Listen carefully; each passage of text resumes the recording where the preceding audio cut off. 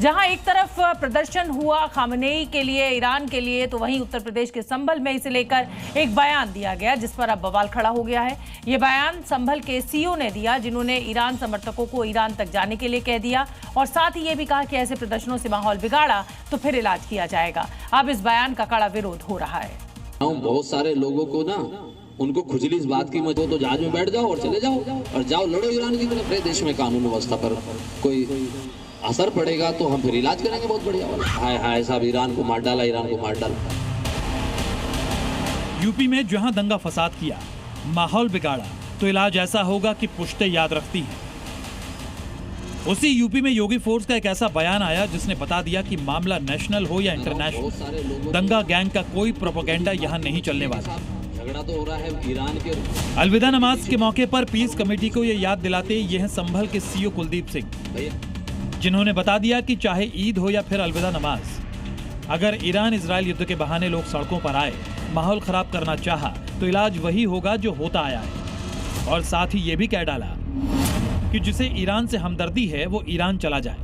बहुत सारे लोगों को ना उनको खुजली इस बात की मची है कि साहब झगड़ा तो हो रहा है ईरान के इजराइल के बीच में और वो बीच में ना अपनी टंगड़ी घुसाए पड़े हैं। भाई अगर इतनी दिक्कत है तो आप बैठ जाओ जहाज में। जब जहाज लेने जा रहा है वहां ईरान में फंसे हुए भारतीयों को, तो जहाज में बैठ जाओ और चले जाओ और जाओ लड़ो ईरान की तरफ से, लौट के आ जाओ। लेकिन किसी दूसरे दो देशों के बीच में झगड़ा हो रहा है और उस झगड़े का अगर हमारे देश में कानून व्यवस्था पर कोई असर पड़ेगा तो हम फिर इलाज करेंगे बहुत बढ़िया वाला।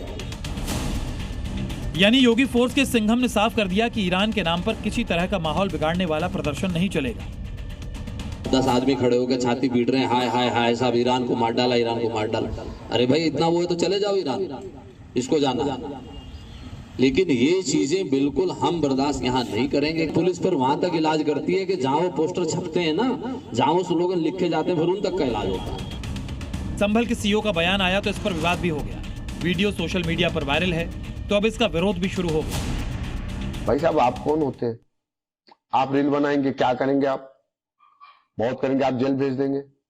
अगर हम कोई ऐसा काम करते हैं जो गैर संवैधानिक है तो आप हम पर मुकदमा करिए।